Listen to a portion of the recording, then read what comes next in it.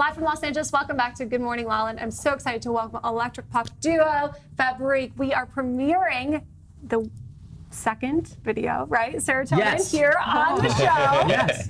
I'm so excited. What an honor. Thank you guys very much for being here and sharing your Thank you so much time for having and us. your For art having with us, us. So tell us a little bit about you. You're LA natives. What's your style? Oh man, I mean, I think one thing that Cooper and I kind of got along about is actually we met when we were studying music together. So I think that kind of gives us a unique take on why we do pop music, because I think generally a lot of people think, when you go for a formal education in music, like it's not necessarily to do, contemporary music.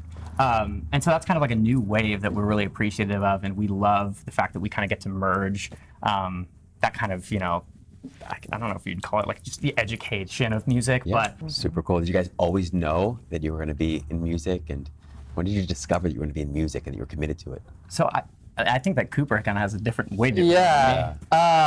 For me, it was very early on. I grew up in a family where music was always turned on in the house. My mom was a choreographer, so when I was yay high, she was like swinging me around and dancing with me and stuff. And my dad played guitar and sang, so I was always surrounded with it.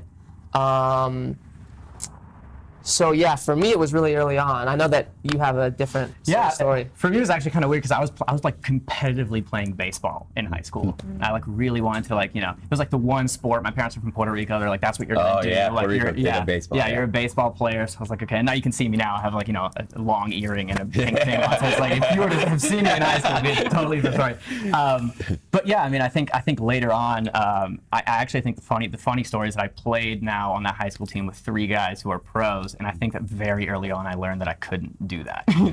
Like I had a really good measurable meter where I was like, not for me, man. So I ended up just kind of last minute just deciding, because you're finishing high school and you're like, what do I do? So I just kind of I always played guitar, but didn't really start taking it seriously until 4 or 5 years ago when we decided to study music. So I think kind of it's interesting because his influences are so different than mine, and the time that we started music is so different too. So I think it's kind of interesting that we kind of ended up getting along and making music, Incredible. So awesome. Yeah. What's so the inspiration for the video? Tell us a little bit about the inspiration for the video and what you're most excited about.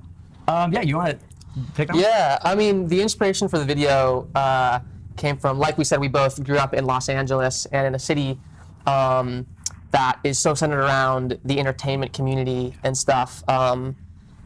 There's really so many people who are constantly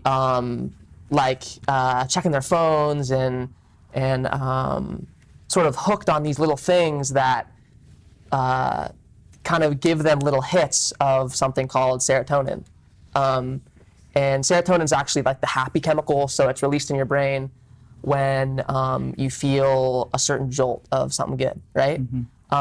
And that's it's kind of really what we're hooked on now, right? Yeah, Exactly. And so, and just to kind of go off that, it's really just we're so used to just having this spurt of serotonin or like something that's really quick, and kind of whether that's I mean, the video it does have to do with you'll see pills and you'll see like visual representations of those, but what we really mean it to be is just choosing between 2 different worlds of concentrating on like long-term happiness and what's making you really happy and what's really because I think especially now when we're looking at our phones, we're looking at our followers. I mean, it kind of sounds cliche to say, but like that gives us happiness sometimes, which is just kind of, and it's good to have a balance of both. Just kind of, I think for us it's important, like we thought as like young millennials, it's important to kind of point that out.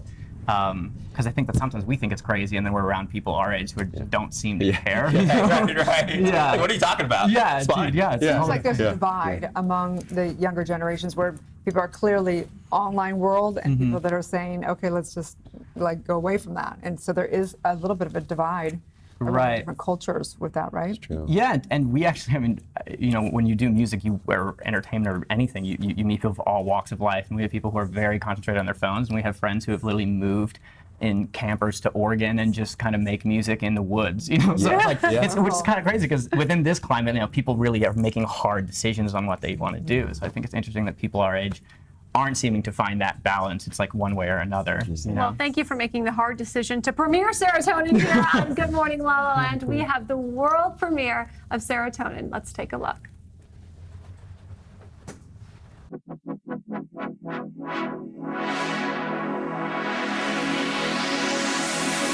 Baby, don't you live on top of 50 stories? Trying to take the top off of your glory. With the button in the back, you're trying to detach, let it go.